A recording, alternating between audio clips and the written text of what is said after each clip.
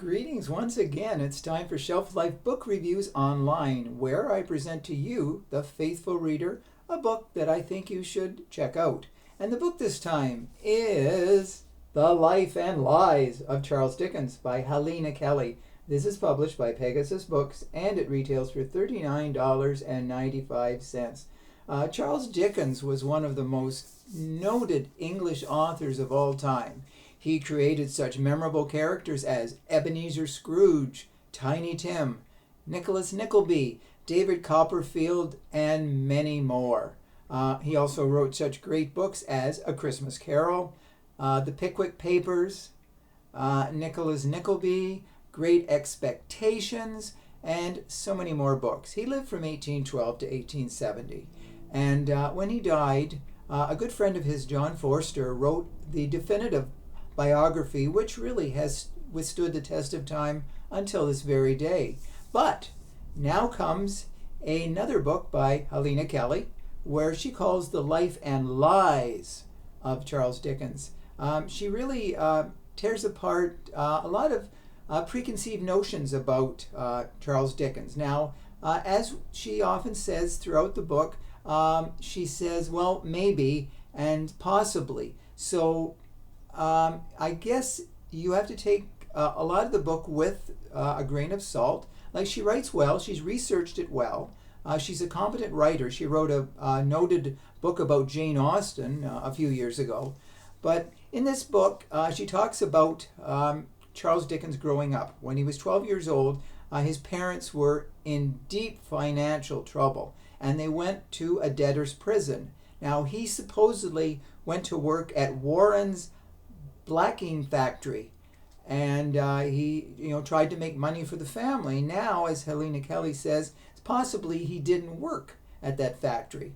So there are some claims made in the book by the author that Charles Dickens plagiarized a lot of works, that he was anti-Semitic, racist, sexist, and a lot of other things.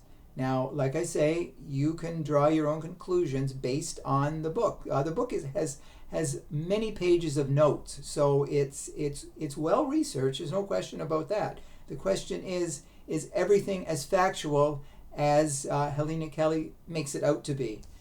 She does talk about Charles Dickens lost a sister, a little sister. She was 9 years old and she died. But supposedly he doesn't mention her that often. Now, other siblings died as well too. There's a lot of tragedy in the family. Now, supposedly a lot of his works and characters were based on people that he met in real life and situations that happened to him in real life as well too. So there are a lot of areas where Helena Kelly covers, and she talks about that possibly Charles Dickens suffered from mental illness, that there was a physical illness, and there was also talk that he had extramarital affairs, and that he even contracted syphilis, which affected some of his children that were born later. So now, once again, you have to look at this and say, okay, writers write books to sell them. Sometimes they exaggerate. Is all this exaggerated? I won't say all of it is. There are some parts that are like speculative, and you might say, well, maybe, maybe not. And even, I said Helena Kelly has said in spots that, well, possibly. But possibly is not really, actually. So this book has turned out to be quite controversial, and with good reason. I won't say it's a bad book. If you were a fan of Charles Dickens and you defend him to the death, you might see a lot of the things that she says and say, well, that can't be possible, but I suppose they could be possible too.